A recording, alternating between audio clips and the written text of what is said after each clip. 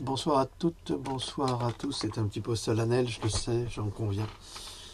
Nous sommes le 3 janvier 2019. Aujourd'hui, enfin ce soir, c'est un, c'est un live, c'est un faux live. C'est un faux live, un faux live. Ça dépend comment on l'écrit. C'est un faux live. Pourquoi? Pas parce que quand je fais des lives directs, comme celui que j'ai fait ce matin, eh bien, il reste que 15 jours, puis après, ils disparaissent. Et nous sommes dans l'éphémère. Je crois que je vais devoir me moucher, pardonnez-moi.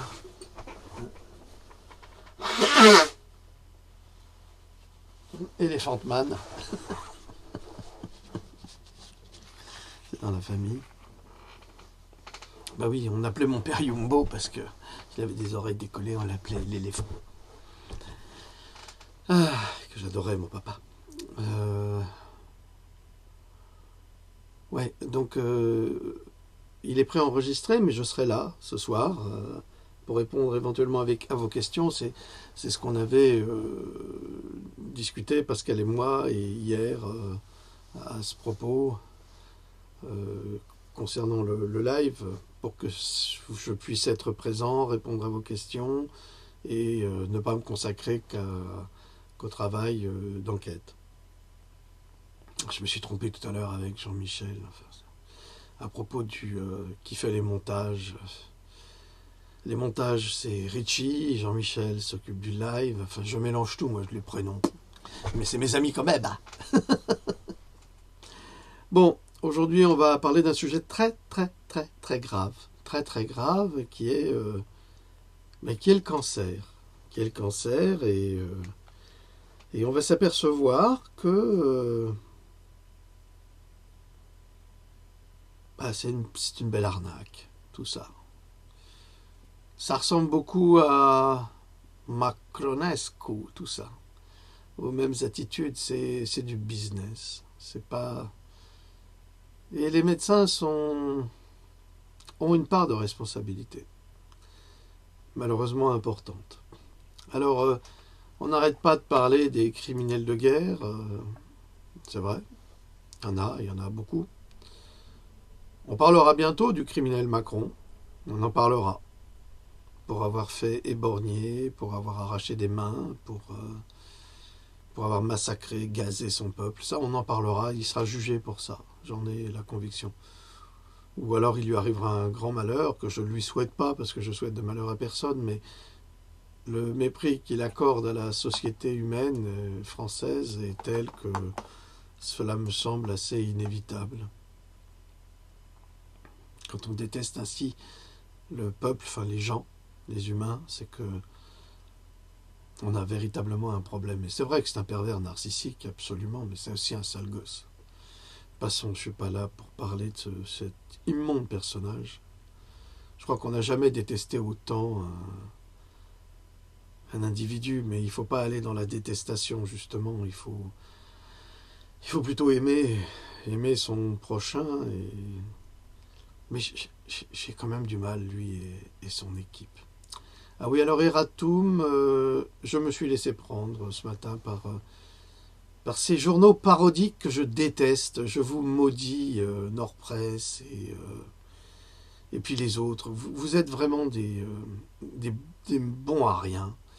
Parce que vous croyez faire de l'humour en faisant de la fausse information et en fait vous induisez plein de gens en erreur, comme moi d'ailleurs, j'ai été pris au piège avec cette députée LREM, donc j'ai fait un erratum sur la vidéo. Et comment voulez-vous qu'on sache? On se laisse prendre immédiatement, c'est tellement pervers, c'est tellement vicieux. Et après, malgré nous, on fait de la fake news à cause de ces journaux de... Comment est-ce que je pourrais dire? Ces journaux de... Non, même pas. Ces journaux de... Ouais, c'est les journaux de ça. Passons. Allez, passons aux choses sérieuses.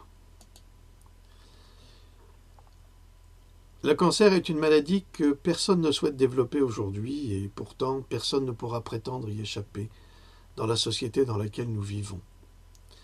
Nous fréquentons les médecins comme de vieux amis, des camarades bienveillants, au point de les appeler mon docteur, de se les attribuer comme une propriété ou un membre de la famille, et c'est bien dommage. Il n'y a plus ces vieux médecins de famille qui étaient performants et efficaces. C'est fini tout cela.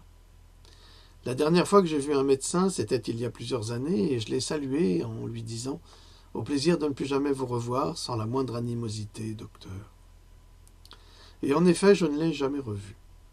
Ce médecin, ami de la famille, fait, s'il se préoccupe un tant soit peu de la santé de son patient, des tests pour rechercher une quantité de maladies bénignes et prescrire des médicaments miracles, censés régler les problèmes de santé décelés sans les régler jamais, car d'autres se présentent à la suite des traitements qu'ils ne reconnaissent pas, et ils le savent, ah, vous avez ci, vous avez ça.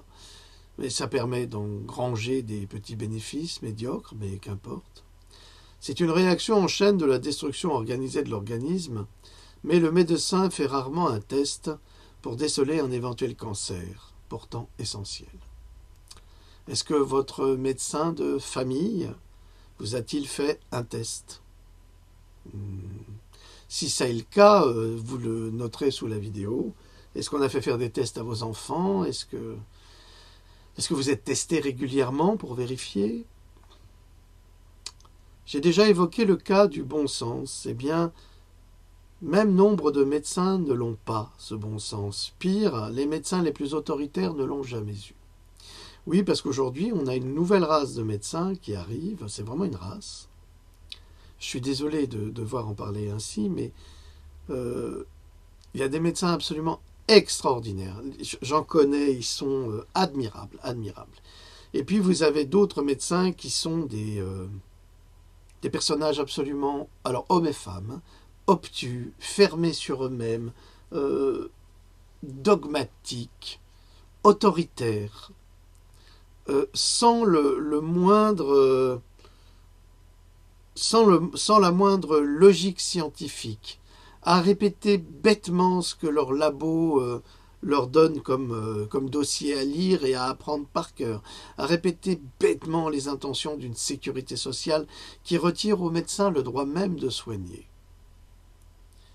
Mais je vous l'ai dit, chers médecins, si vous ne vous réformez pas vous-même, c'est le monde de Macron, des Macronescu, qui vous réformera, car il transformera votre métier et le laissera à l'intelligence artificielle.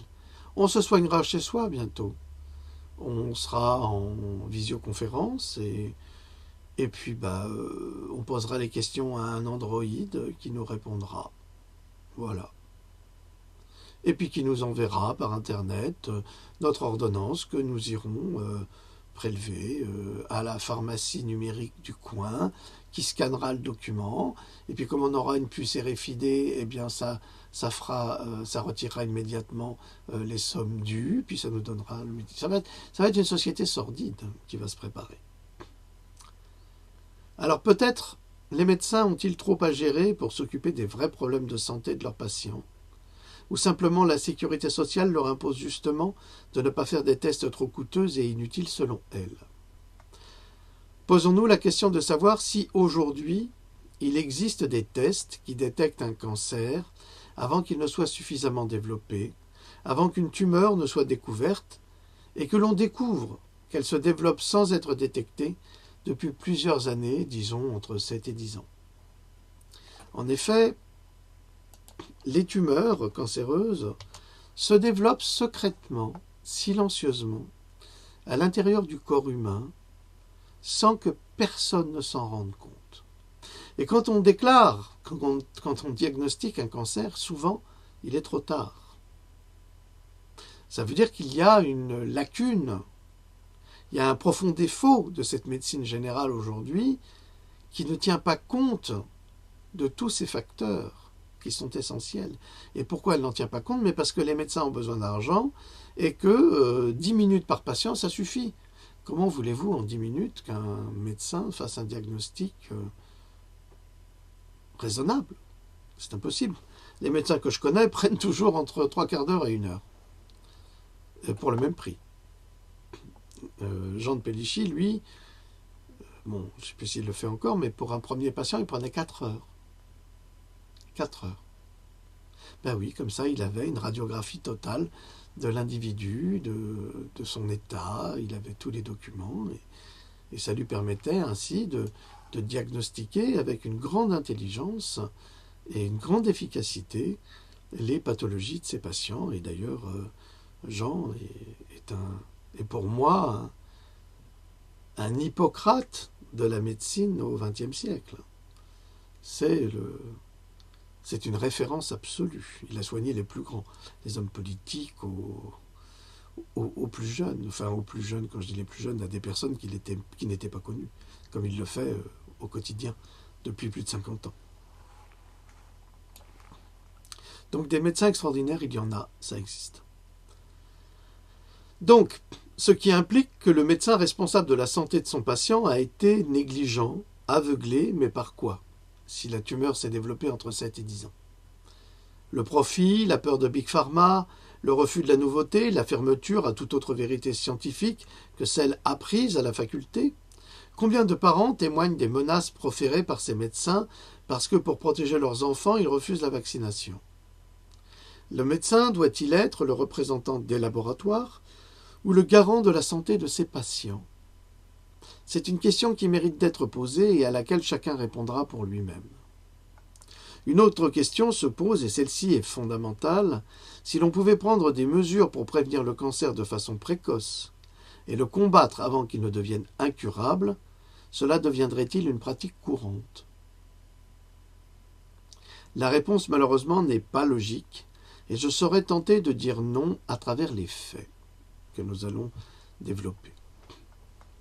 Comme nous l'avons, comme la science l'a déjà constaté, la plupart du temps, le cancer est décelé bien trop tard, ou pire, mal interprété, comme je l'ai publié dans Pandora 4, à propos d'un carcinome in situ que l'on prend pour un cancer qui ne l'est pas. Si l'on a déjà eu un cancer, ne serait-il pas souhaitable de connaître la variété de tests permettant de détecter une récidive avant qu'il ne soit trop tard pour le patient? Ce serait d'une évidence. D'ailleurs, c'est ce que tout le monde se dit. Il suffirait de faire un test sanguin, pour vérifier d'une part si on n'est pas allergique à certaines chimiothérapies, parce qu'il y en a qui sont mortelles, comme je l'ai développé dans mes livres. On pourrait faire des tests pour vérifier si effectivement on peut supporter la vaccination. Et aujourd'hui, on peut faire des tests pour déterminer si on a non seulement un cancer, c'est-à-dire des cellules cancéreuses, mais en plus, on peut intelligemment soigner avec une chimiothérapie adaptée au type de cancer, c'est-à-dire au type de cancer qui a été déterminé par le test. Mais nous allons y venir. C'est là que ça devient passionnant. Le cancer est effrayant à plus d'un titre. Il fait s'effondrer de nombreux espoirs et, surtout, à toutes ces personnes qui sont atteintes et qui sont conscientes des faibles taux de survie après les traitements médicaux, datant pour la plupart depuis l'après-guerre, ou encore qui font une confiance aveugle à leur oncologue qui leur dit que tout va bien, vous allez vous en sortir, alors qu'ils savent que c'est faux, car une fois le cancer installé, il est très difficile de l'en déloger. À ce propos, tous les oncologues ne sont pas à mettre dans le même sac, c'est clair. Il en existe d'excellents aux États-Unis, par exemple, et certainement en France, mais comme je vous l'ai dit, je travaille sur des sources américaines, donc je préfère parler de ce que je connais, qui utilisent des méthodes révolutionnaires avec succès tant qu'ils ne sont pas éliminés par Big Pharma, qui a cette fâcheuse tendance à emprunter des routes parsemées de crimes en tout genre pour effacer les traces de ceux qui œuvrent pour le bien de l'humanité. J'ai déjà fait des articles et développé des capsules sur le sujet, que Big Pharma assassine les médecins qui guérissent. Vous avez bien compris que Big Pharma étant, si vous voulez, cette entité monstrueuse, diabolique, qui gère la médecine aujourd'hui, a pour intérêt principal de vendre des médicaments, d'entretenir les maladies pour une rentabilité absolue. Donc, un médecin qui guérit avec 2 bananes et 3 légumes, c'est sûr qu'il est dangereux. Hein. Il remet en question le dogme des médicaments. Les médecins proposent le plus souvent, dès le diagnostic de cancer obtenu, et pour gagner du temps sur cette maladie, la chirurgie. Parce qu'ils font croire à leurs patients que le cancer sera éliminé de leur corps grâce à une opération. Ce qui, par essence scientifique, est impossible. Alors on y ajoute des mois de traitement en chimiothérapie, en radiothérapie, qui vont aboutir soit au décès, soit à une guérison. Toutefois, 2 ans plus tard, alors que le patient était sauvé, ou même des fois moins, le cancer est de retour. Comment cela se fait-il ? Le patient ou la patiente jugée guérie se retrouve avec un cancer métastasé. Pourquoi ? Le cancer était parti en vacances et revient achever son travail de destruction. Il revient à la maison comme un psychopathe dont la seule mission est l'extermination de la vie. Il est important de comprendre que, pour de nombreux patients cancéreux, le traitement des tumeurs n'est pas un remède. C'est-à-dire que on va dire à quelqu'un, écoutez, la chirurgie est indispensable. Oui, c'est vrai, la chirurgie est indispensable dans certains cas. On ne peut pas y couper, façon de parler. Mais ce n'est pas un remède. Ça n'explique pas pourquoi le cancer s'est installé. Ça ne veut pas dire qu'on a retiré quelques nodules sur le foie et que le cancer va mourir ou est mort. Les nodules sont des réactions à ce cancer. Ça n'explique pas le cancer. Ça veut dire que la chirurgie ne règle pas le problème. Découper une tumeur ne guérit pas du cancer. Certaines personnes ont de la chance et vivent assez longtemps pour mourir d'autres choses. Mais beaucoup ne guérissent pas. Tous les 18 mois, le nombre de décès dus au cancer est supérieur au nombre d'Américains tombés au combat depuis la création des États-Unis. Vous imaginez ? Aux États-Unis, il y a telle statistique de cancer que c'est à en faire peur. Ça vient en France, ne vous inquiétez pas, c'est proportionnel. Hein. C'est-à-dire qu'ils sont 320 millions aux États-Unis, en France on est 66,6 millions ou quelque chose comme ça. C'est proportionnel. Ainsi, moins de 66% des personnes ayant reçu un diagnostic de cancer sont des survivants, ce qui signifie qu'elles sont encore en vie 5 ans après le diagnostic de la maladie. Environ 595 690 personnes sont mortes du cancer en 2016. L'Organisation mondiale de la santé, l'OMS, a déclaré... Ah, j'ai peut-être quelque chose ici, excusez-moi, il faut que je vérifie. Oh là là, toujours très occupé ce monsieur.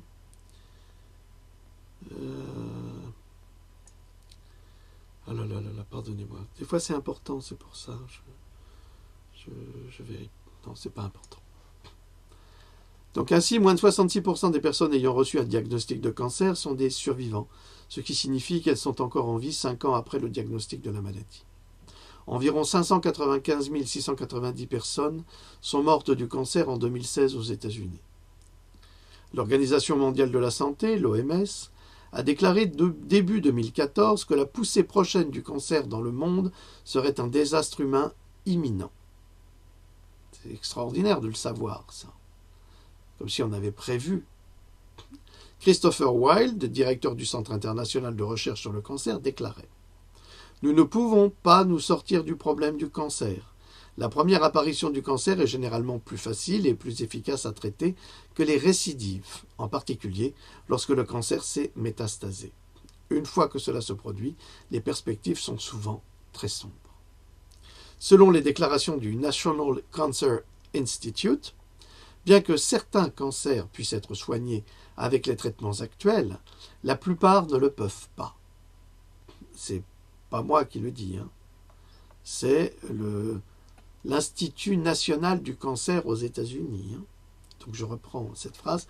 Bien que certains cancers puissent être soignés avec les traitements actuels, la plupart ne le peuvent pas.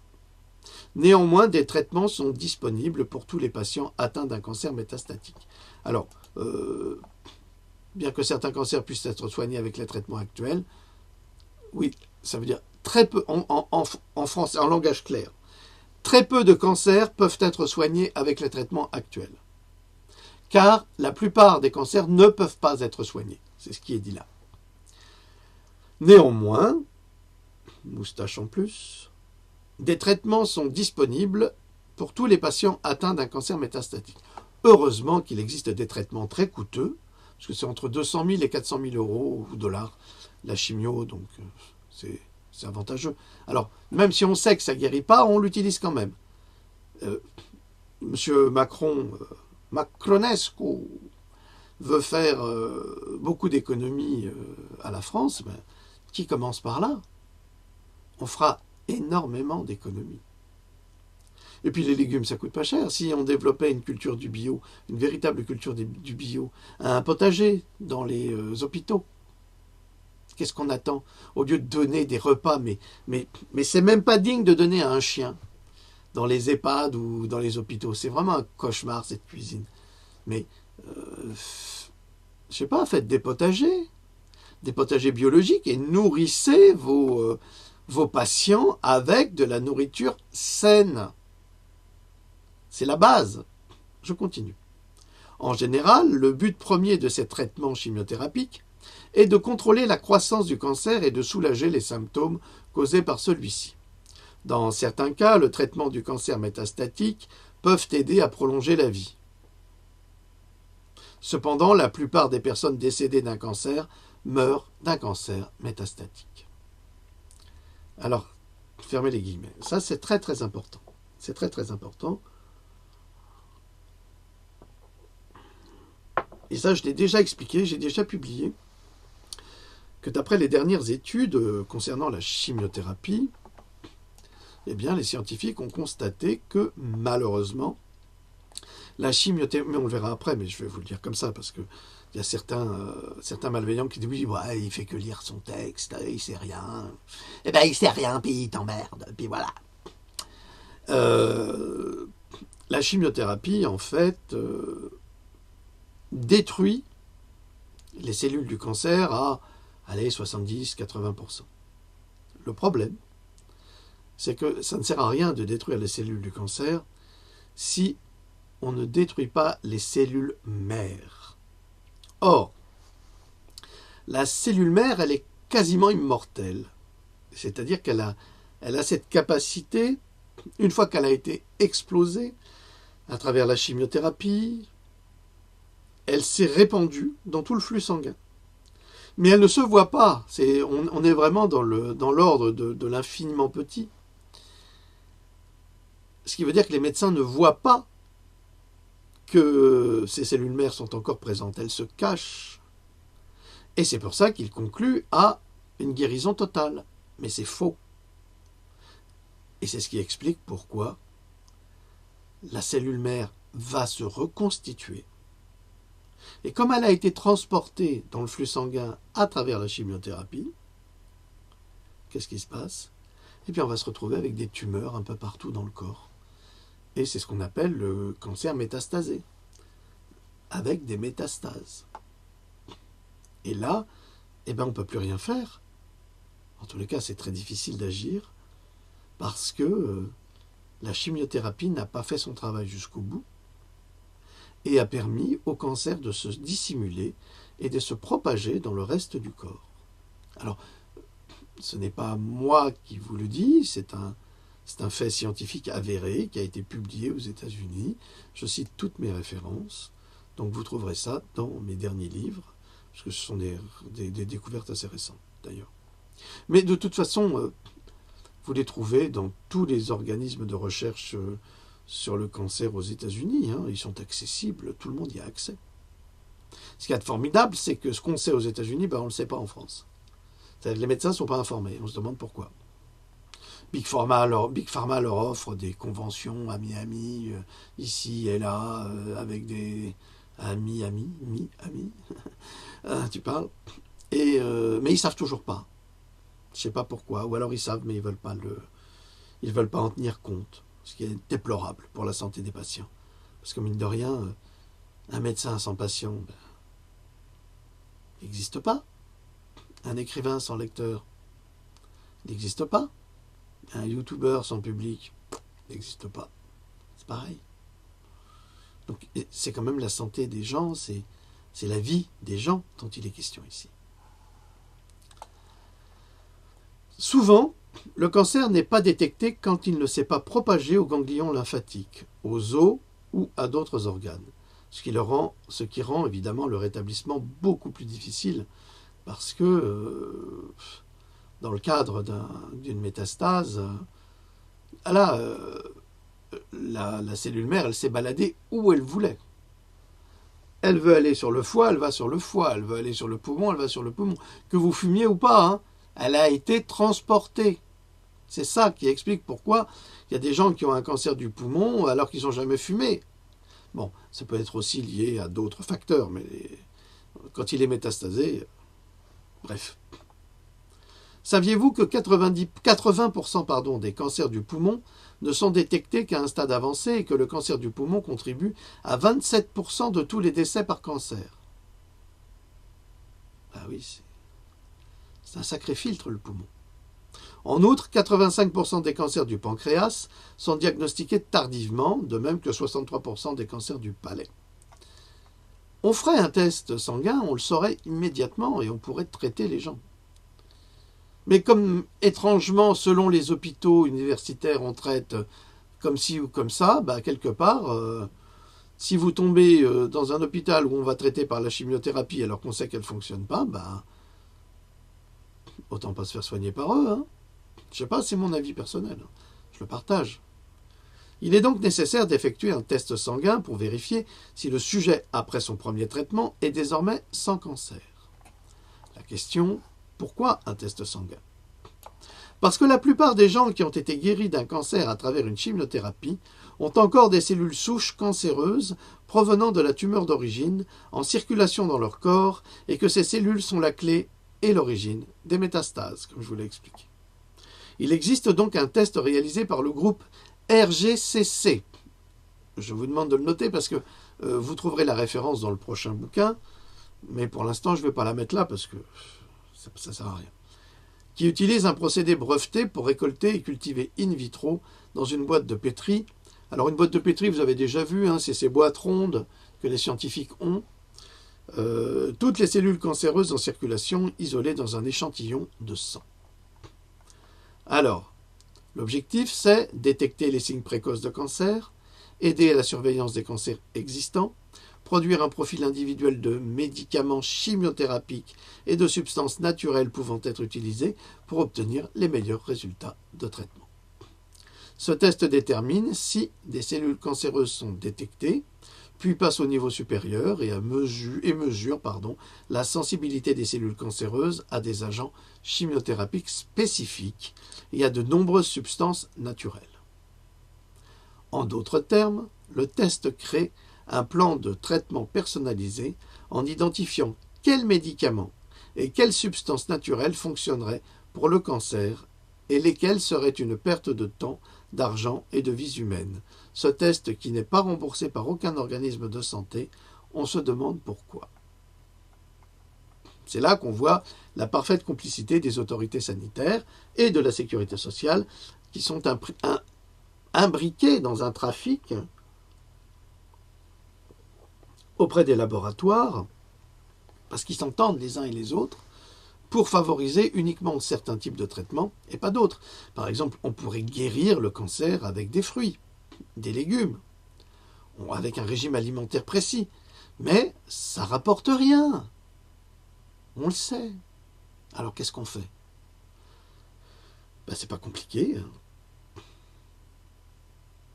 On travaille avec les laboratoires. J'ai posté sur ma page le scandale Juncker. Regardez comment M. Juncker et quelques-uns de ses amis ont volé et assassiné, d'après la vidéo, un héritier d'une famille très riche pour lui voler son héritage. Ça me rappelle une certaine famille d'un parti politique français d'extrême droite. Il semblerait que ce soit une histoire similaire. Mais je ne veux pas en parler.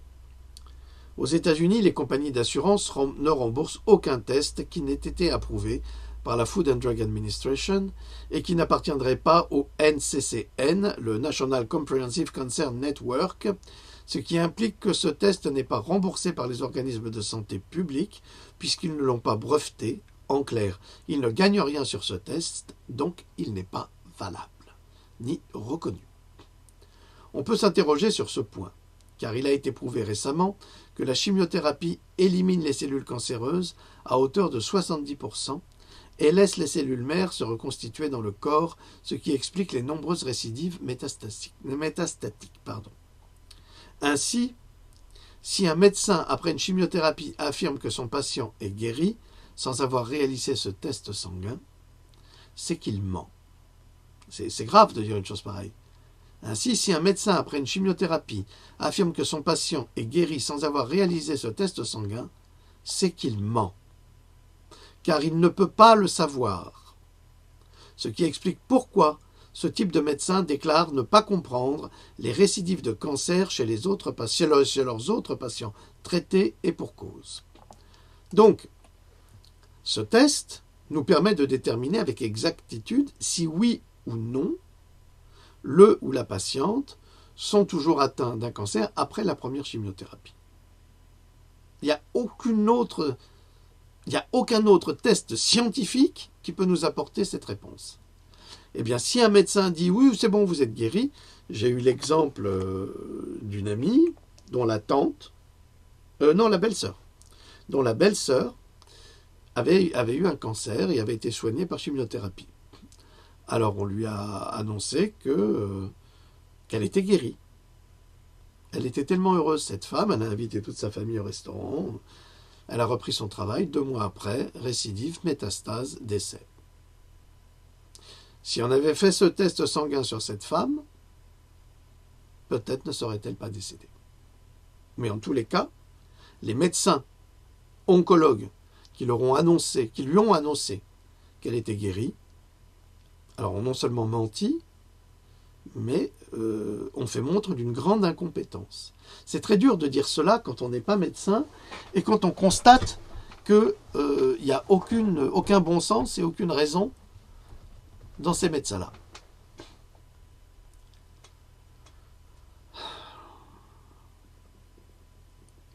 Il est étrange que ces médecins ne s'interrogent pas sur leur pratique médicale et continuent à maltraiter leurs patients par ignorance, par manque de professionnalisme, par incompétence. Le mot est lancé. Les échecs appellent aux questions. Il semble que ce ne soit pas le cas pour tous les médecins. Les oncologues restent figés sur les marges chirurgicales propres, c'est le discours qu'on utilise, les résultats du scanner propre ou du PET scan, qui ne voient pas l'infiniment petit mais qui se contentent de l'apparence, comme le déclare l'infirmière Jenny Herbacek dans son livre « Cancer Free, Are You Sure ?» Alors ça, c'est une Bible, ce livre, c'est une Bible absolue qui n'est pas traduite en français. Cancer Free, ça veut dire que vous n'avez plus de cancer, point d'interrogation, en êtes-vous certain? Et là, je vais citer Jenny Herbacek, qui est en fait une infirmière qui avait contracté un cancer du sein. Là, vous êtes vraiment dans la matière. Et dans son livre, elle a fait un travail extraordinaire, c'est-à-dire qu'elle a rassemblé tous les tests pour les cancéreux d'après leur cancer, pour tout vérifier. C'est vraiment un travail lumineux. Jenny, alors J-E-2-N-Y, Herbacek, H-R-B-A-C-E-K. Vous pouvez trouver son livre Cancer Free, Are You Sure sur Amazon. Parce qu'évidemment, il n'y a qu'Amazon qui publie ce type de recherche comme les miennes. Deux points, ouvrez les guillemets. Je pensais vraiment que le test montrerait que je suis libéré du cancer, parce qu'elle avait déjà subi une chimiothérapie, avec 0 cellules tumorales circulantes, ce qu'on appelle les CTC, présentes dans mon sang. Après tout, j'avais subi une intervention chirurgicale avec des marges propres, reçu 4 doses de chimiothérapie très toxiques et suivais un programme de contrôle de 6 mois. Mais le test a montré 14,2 cellules par 7,5 cm3 dans mon sang. Cela a confirmé ma plus grande crainte. J'étais comme les autres femmes participantes au groupe de soutien contre le cancer. Les cellules cancéreuses en circulation de la tumeur primitive cherchaient un nouvel endroit pour s'installer dans mon corps. Le centre de santé intégrative et fonctionnelle m'a immédiatement référé à l'oncologue numéro 3, le docteur Jairo Olivares, où on m'a dit qu'avec un nombre élevé de CTC, donc comme je vous l'ai expliqué à cet instant, c'est les cellules tumorales circulantes, je devais immédiatement commencer une nouvelle chimiothérapie. J'ai refusé. J'ai pensé pourquoi répéter une thérapie qui avait échoué. Il m'a dit qu'il me donnerait alors 90 jours pour que mon compte de CTC soit inférieur à 10 en utilisant des protocoles de nutrition, d'exercice et les résultats des tests de sensibilité aux substances naturelles que j'avais reçus par l'intermédiaire du docteur Hammond. Si je pouvais le faire, il me soutiendrait. Le docteur Olivares me regarda sévèrement dans les yeux et me dit de faire tout ce que mon test de sensibilité avait indiqué et d'apporter des changements de mode de vie stricts, notamment un régime de vitamine C par voie intraveineuse et un régime alimentaire extrêmement pauvre en sucre et sans aliments transformés. J'ai accepté et pris rendez-vous pour le voir dans un peu plus de 3 mois. J'ai immédiatement lancé le programme personnalisé de substances naturelles indiquées dans mon test RGCC. De nombreux articles inclus dans mon protocole étaient disponibles au magasin Bio. J'étais reconnaissante au docteur Olivares d'avoir la capacité de prendre en compte la capacité du corps à s'auto-guérir lorsqu'il reçoit le soutien voulu. Hippocrate déclarait que la nourriture soit ton médicament et que ton médicament soit ta nourriture. Je l'ai fait et j'ai constaté que cela fonctionnait vraiment pour le cancer. J'en suis venu à constater que mon régime alimentaire américain standard faisait défaut. Alors à nouveau, nous avons la preuve que le régime alimentaire est pour beaucoup dans le développement des maladies. Et donc, ce régime alimentaire faisait défaut et il manquait de tant d'herbes et de nutriments aux propriétés anticancéreuses avérées. J'ai appris que je pouvais assumer la responsabilité de ma santé et changer mon avenir. Je commençais à comprendre comment des milliers de personnes ont traité leur cancer avec des thérapies naturelles. Les librairies et Internet sont remplis de témoignages. J'ai dû en apprendre plus. J'ai saisi chaque occasion pour assister à des conférences intégratives sur le cancer. Je me suis retrouvé dans des salles de conférences, assis à côté de médecins qui avaient dédié leur pratique à la lutte contre le cancer avec des thérapies moins toxiques, tout en soutenant le corps afin qu'il puisse se guérir.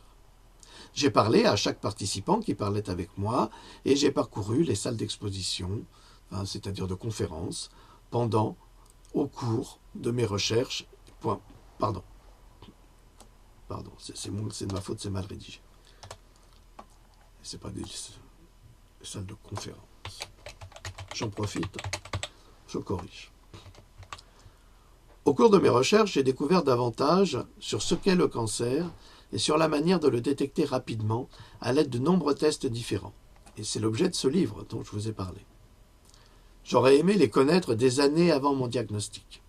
Lorsque les cellules cancéreuses se dupliquent, elles font des erreurs dans leur ADN. Ces cellules cancéreuses en mutation nécessitent une approche multiforme et ciblée.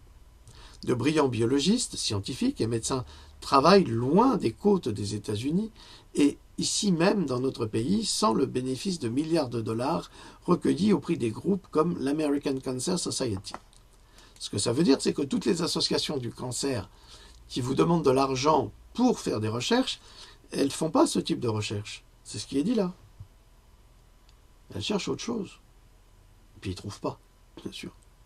Ces pionniers fournissent des résultats réels et des approches ciblées et moins toxiques pour le traitement du cancer. Je suis très heureux de pouvoir partager ces connaissances à plus grande échelle. Je vous demande de mettre de côté les informations reçues du marketing pharmaceutique, des médias et de la grosse machine à sous qui tourne autour de l'industrie du cancer. Pensez en dehors de la boîte. Peu importe le type de cancer que vous avez. Voilà les conseils de Jenny Herbacek. Bon, moi j'ai son livre, hein, je l'ai acheté, qui est un livre absolument passionnant, et pour toute personne qui est susceptible d'attraper ou de développer un cancer, ou qui ont déjà un cancer. Bon, c'est en anglais seulement. Mais quand on veut, on peut. En 2015, aux États-Unis, le nombre de cancers a littéralement explosé. Un nouveau cas sur 5 impliquerait une personne ayant déjà contracté la maladie. L'étude a également révélé que les seconds cancers n'incluent pas les cancers récurrents, mais ils constituent un type de cancer complètement nouveau. Ces cancers ont augmenté de 300% depuis les années 1970. 300% d'augmentation des cancers. C'est complètement aberrant. Comment est-ce qu'on peut avoir autant de cancers, une augmentation d'autant de cancers? Eh bien, à travers les pollutions environnementales, à travers les pesticides, à travers les vaccinations, qui jouent énormément pour le développement du cancer, les vaccinations. Lisez mon livre « Vaccins, secrets et vérité », vous aurez toutes les réponses. Les cancers, pour la première fois, ont également augmenté, augmentant de 70% au cours de la même période. Le monde de la médecine allopathique se rend donc aujourd'hui incapable de fournir la moindre explication à cette statistique alarmante, affirmant qu'il n'est pas au courant d'une raison qui pourrait justifier cette augmentation subite qui survient comme une génération spontanée par le plus grand des hasards. 300% d'augmentation, bah, on ne sait pas.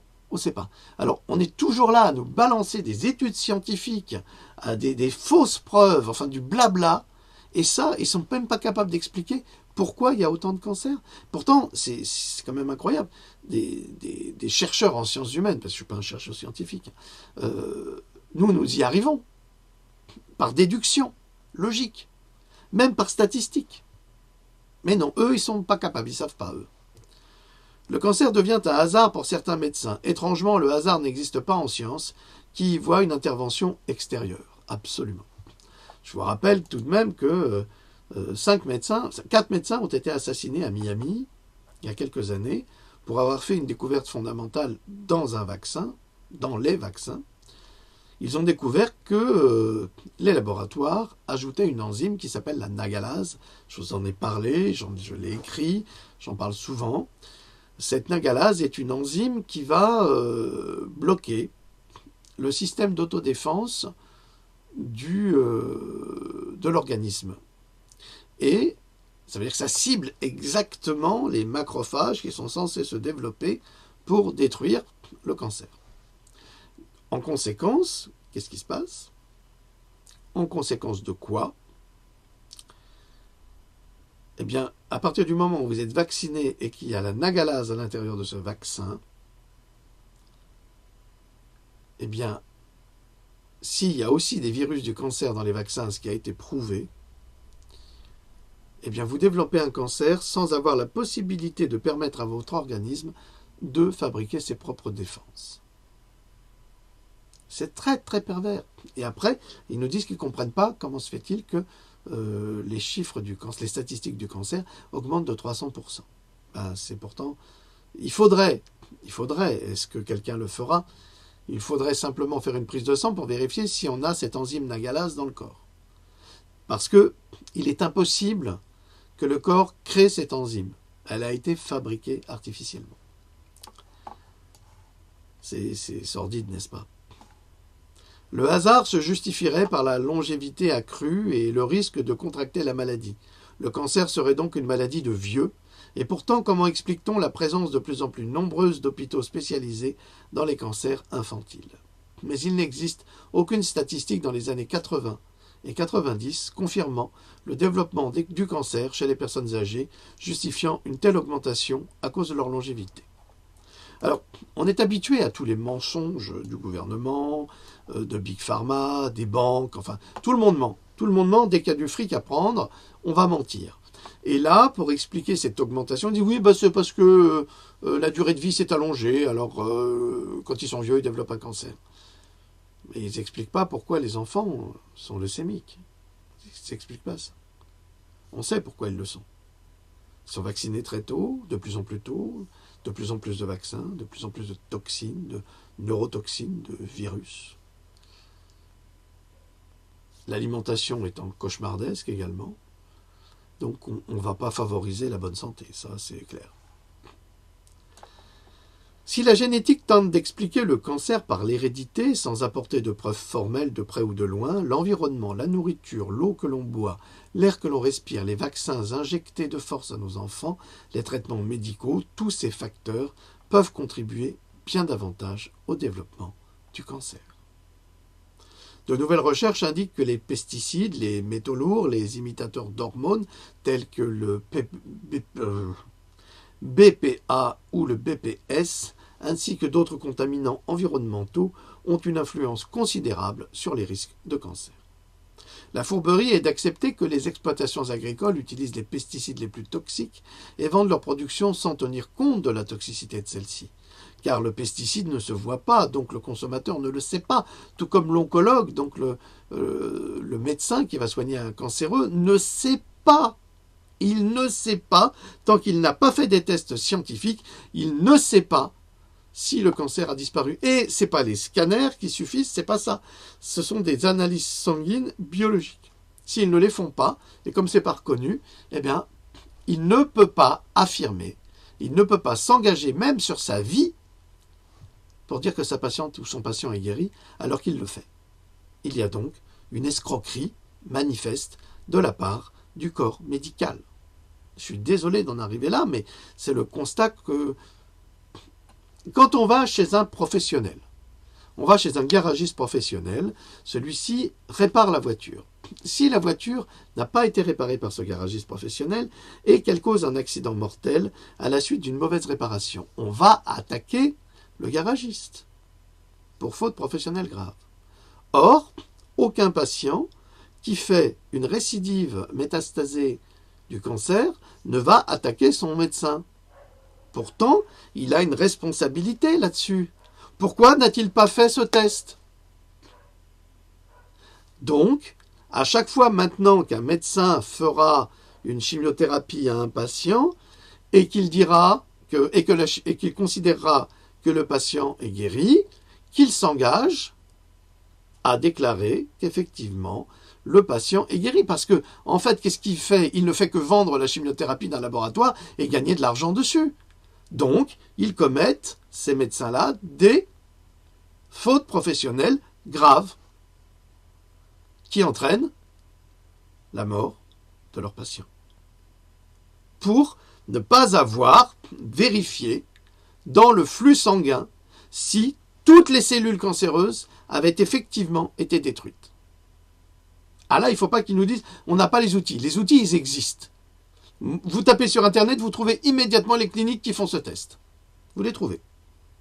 Les organismes scientifiques qui font ce test. Vous les trouvez. Il ne faut pas nous raconter des carabistouilles là-dessus. Je suis désolé. Alors, le pesticide ne se voit pas comme la tumeur qui semble avoir disparu, ne se voit pas. Donc le consommateur ne le sait pas, il ne sait pas qu'il s'empoisonne et se rend malade en croyant se faire du bien en mangeant des légumes ou de la viande pleine d'antibiotiques, d'hormones et de pesticides. On trouve ici les prémices de son cancer. C'est la même chose. C'est la même chose et c'est ça qui va créer aussi des cancers. Pour celles et ceux qui sont désespérés de découvrir un second diagnostic de cancer, 1 ou 2 ans après la fin du premier, le traitement reçu est peut-être finalement le premier à blâmer. Pourquoi? Eh bien parce que les traitements contre le cancer causent plus de cancer. C'est terrible, hein? Ça, c'est ce qu'on appelle le coup de grâce. Alors, il existe un document PDF qui a été publié par l'American Cancer Society qui est intitulé « Les deuxièmes cancers chez les adultes », c'est-à-dire la récidive. Et ce document admet que les deuxièmes cancers peuvent être causés par un traitement du cancer, soit une chimiothérapie ou une radiothérapie. Comment la chimiothérapie affecte-t-elle le risque de deuxième cancer? Alors, les médicaments de chimiothérapie reconnus coupables. Les agents alkylants sont des médicaments chimiothérapeutiques qui interfèrent d'une certaine manière avec l'ADN d'une cellule. Ces médicaments peuvent parfois causer des LAM ou des SMD, souvent MDS, qui se développent en premier, puis évoluent vers la LMA, leucémie myéloïde aiguë. Je vous donne les noms après. Certains types de chimiothérapie ont été associés à une variété de cancers secondaires. Les cancers les plus souvent liés à la chimiothérapie sont le syndrome myélodysplasique, la SMD ou le SMD, la leucémie myéloïde aiguë, la LMA. Parfois, le syndrome myélodysplasique SMD survient en premier, puis se transforme en AML. La leucémie lymphocytaire aiguë, la LLA, a également été liée à la chimiothérapie. On sait que la chimiothérapie est un facteur de risque plus important que la radiothérapie pour causer la leucémie. Mais il y a un autre facteur qui est le vaccin. On a prouvé que, comme on utilisait des embryons de poulet qui étaient leucémiques, eh bien on donnait la leucémie aux patients à travers des vaccins. C'est dans mon livre Vaccins, secrets et vérité. Certains cancers à tumeurs solides ont également été associés à la chimiothérapie, tels que le cancer des testicules. Mais, comme nous l'avons vu précédemment,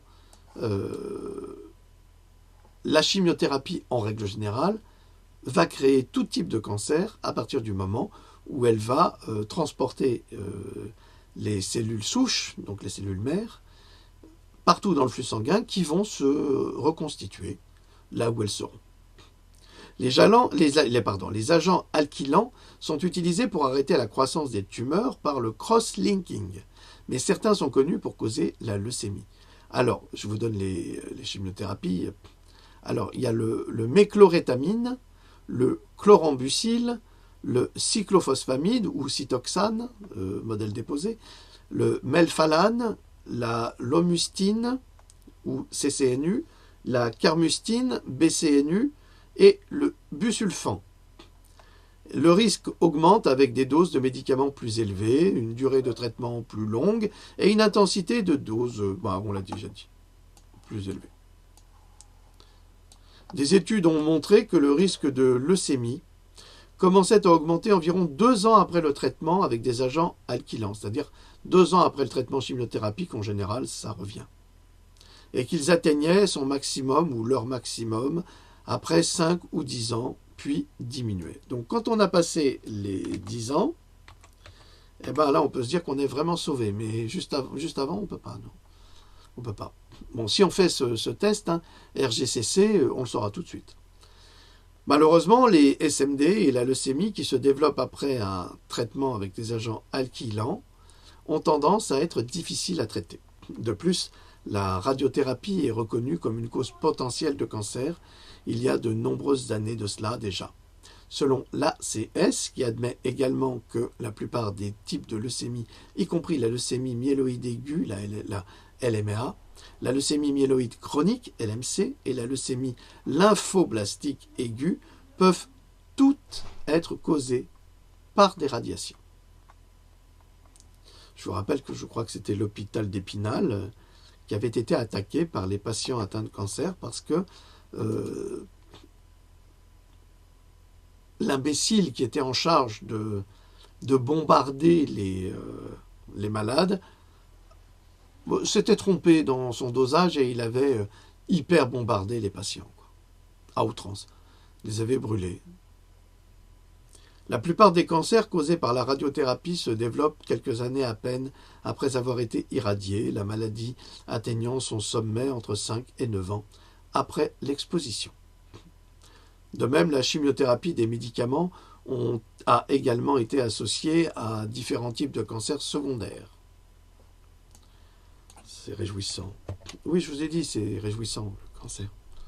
Le plus commun étant le syndrome myélodysplasique, le SMD, et la LMA. La LAL a également été liée à ces médicaments anticancéreux. Bon, ça, on l'a dit précédemment, ce sont toutes des leucémies.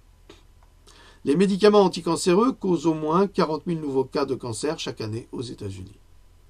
Pour aider à mettre cela en perspective, environ 13 000 personnes reçoivent un diagnostic de mélanome et autres leucémies sordides chaque année. Outre la radiothérapie et la chimiothérapie, les toxines présentes dans la fumée de tabac,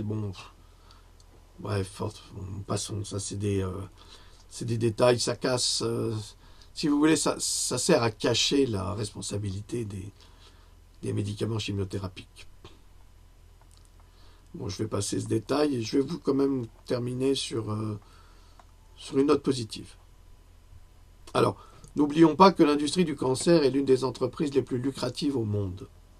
Les dépenses en médicaments contre le cancer ont atteint 100 milliards de dollars en 2014. Ça, c'est juste pour la chimiothérapie. C'est pas pour la radiothérapie, c'est pas pour la chirurgie, c'est pas pour la reconstruction, c'est juste la chimiothérapie, c'est 100 milliards de dollars de bénéfices en 2014 pour les laboratoires. Quand on a tant d'argent, on finit par être aveuglé par l'humanité et puis on devient un banquier. Et ça a généré en 2014 donc 100 milliards de dollars. Ces bénéfices devraient augmenter d'environ 8% par an jusqu'à aujourd'hui. On était en 2014, on est en 2019, donc ça fait 5 ans. Ça fait 8% par an, vous faites le calcul, au cours des 3 prochaines années, alors que de plus en plus d'Américains seront diagnostiqués et traités pour un cancer.